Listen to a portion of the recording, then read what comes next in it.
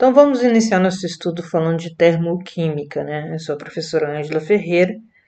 Eu peço que curta esse vídeo e me siga para a gente continuar a explanar a ideia desse conteúdo. A palavra termoquímica. O que é a palavra termoquímica? Tem alguma coisa a ver com química? Termo tem a ver com calor.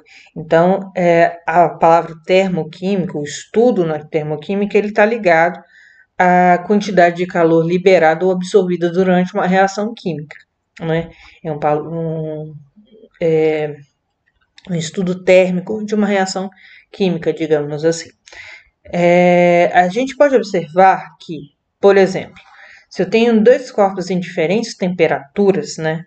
Como aqui o vermelho e o azul, eles estão em diferentes temperaturas. Se eu colocar eles em contato, vai haver uma troca de calor, né? E quando eles, depois de um tempo, eles vão estar em equilíbrio, eles vão estar na mesma temperatura. Então, ocorre a transferência de calor de um corpo para outro corpo. O que acontece? E eles entram em equilíbrio. A gente pode pensar semelhantemente, por exemplo, quando você está com a mão muito fria e você dá a mão a uma pessoa que está com a mão mais quente que a sua. Ocorre ali uma troca de calor e algum tempo depois as pessoas estão com as mãos com a mesma temperatura, né? A sensibilidade mostra que ocorre ali a mesma temperatura. É a mesma coisa que acontece em diferentes corpos, tá? Ocorre esse equilíbrio quando há o contato. E está relacionado a algumas absorção e absorver e liberar calor. Falando dos processos de mudança de estado físico, só para a gente relembrar e entender como isso se aplica aqui, né, absorver e liberar calor, a gente sabe que a gente tem 3 estados físicos. O sólido, onde você tem um aglomerado de moléculas ali juntinhas, você está em forma definida, dentre outras coisas. O líquido, onde as moléculas já estão mais espaçadas e você já tem espaço ali, tem maior movimentação das moléculas.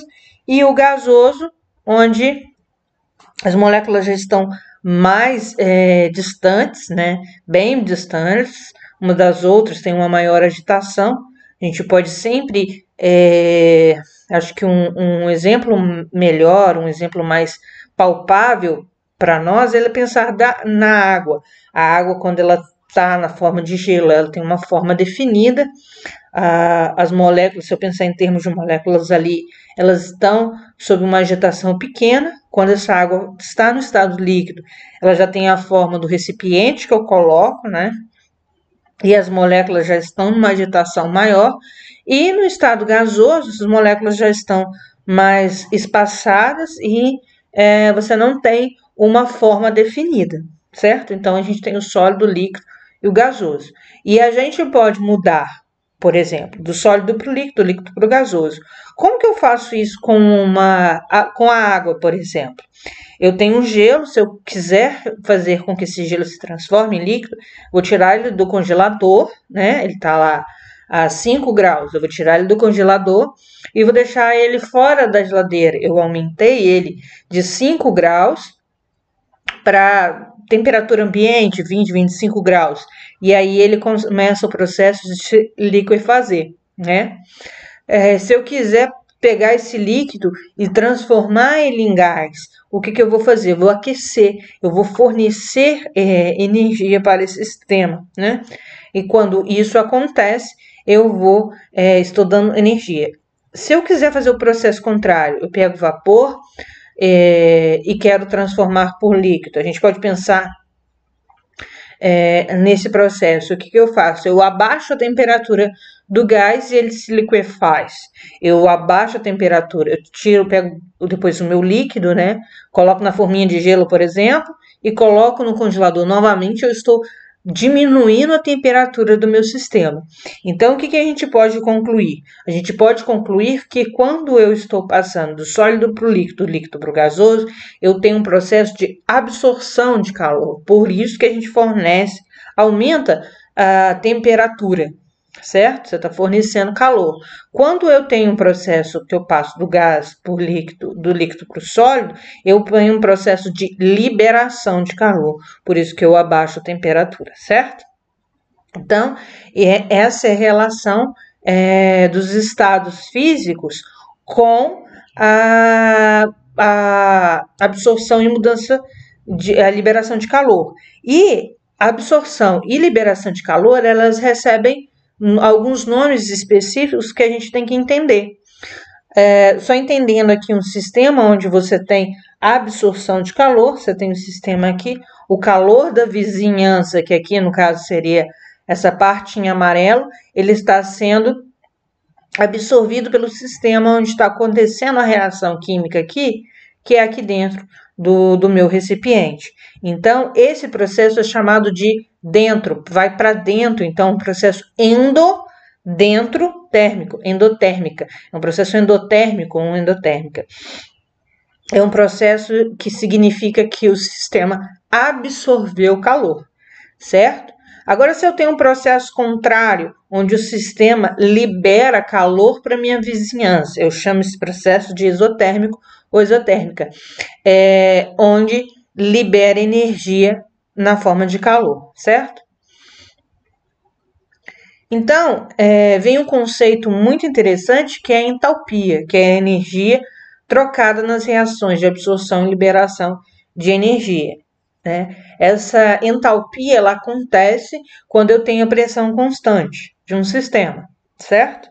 E ela é medida pela diferença entre o calor, a energia do meu reagente e com o meu produto. Então, se eu vou calcular entalpia, eu vou fazer lá a variação de entalpia, vai ser entalpia do produto menos entalpia do reagente, ok? E essa entalpia, ela também pode ser classificada como endotérmica ou exotérmica. Um processo endotérmico, que é aquele que absorve calor, é o seguinte: o meu reagente ele vai ter uma energia menor que o meu produto. Por quê? Se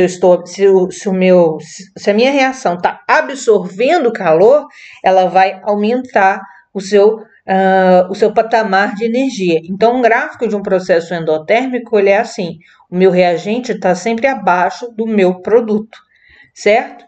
Então, o que a gente tem? A gente tem aqui a entalpia do reagente, né, numa reação genérica A mais B, mais aqui uma quantidade X de energia, símbolo aqui é de Joule, então uma quantidade X de energia produzindo C mais D, que seria meu produto. Então, aqui eu tenho a variação de entalpia do produto menos entalpia do reagente. E nesse caso, eu posso olhar pelo gráfico e perceber que a entalpia do meu produto é maior que a entalpia do reagente. Se eu faço essa diferença aqui, eu vou descobrir que a entalpia da reação é positiva, ela é maior que zero. Então, toda vez que eu tenho uma entalpia, uma energia maior que zero, eu tenho um processo endotérmico, tá?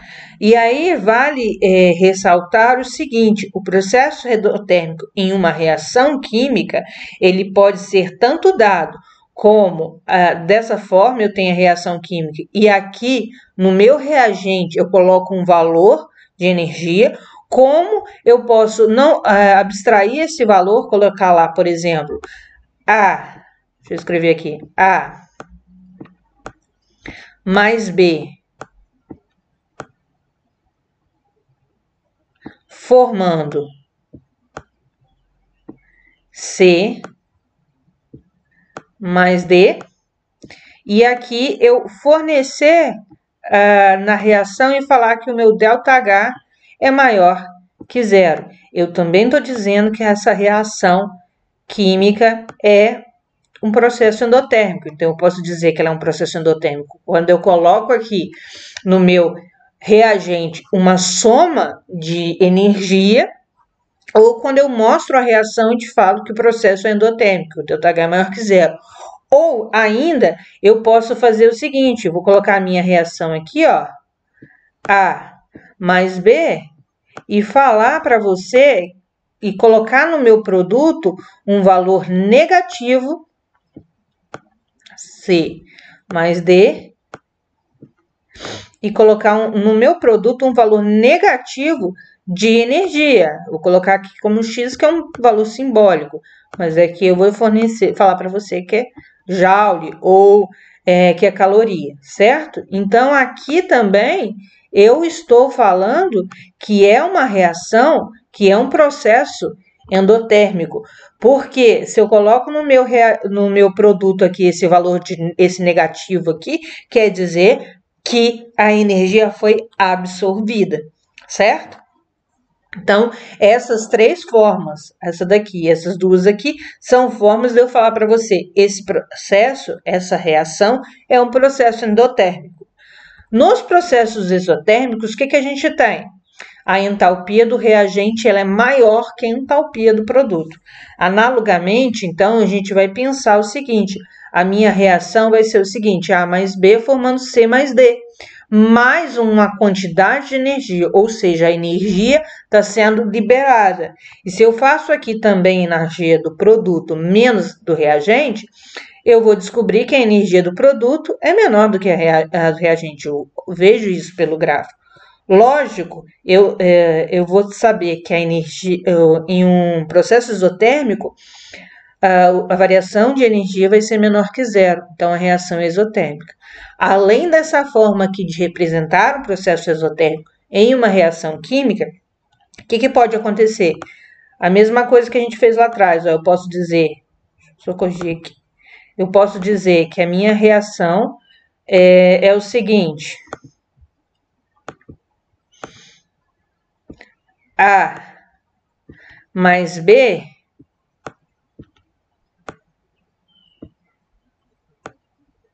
formando C mais D, e eu posso fornecer esse valor de energia, ΔH, eu posso fornecer esse valor de energia falando um valor X, e esse valor X é menor do que zero, certo? Tem um sinal de negativo. Essa é uma forma de eu representar uma reação endotérmica. Qual seria a outra forma de fazer isso? Eu tenho lá a minha reação A mais B e vou fazer o seguinte, vou colocar aqui um menos X, que é um valor numérico, né? Só que esse aqui é genérico, joule, formando C mais D. Aqui também eu estou falando que está liberando energia. Isso quer dizer esse símbolozinho de menos aqui. Então, essa daqui é as três formas de eu falar de uma reação química em um processo exotérmico, certo? Então, é isso. Basicamente, esse é os conceitos iniciais de termoquímica, certo? Eu espero que vocês tenham entendido. Peço que vocês curtam o vídeo, compartilhem e deixem nos comentários as dúvidas, sugestões. Eu agradeço imensamente por ter assistido até aqui. Caso queira, siga lá no Instagram, Prof. Angela Ferreira, e meu muito obrigado.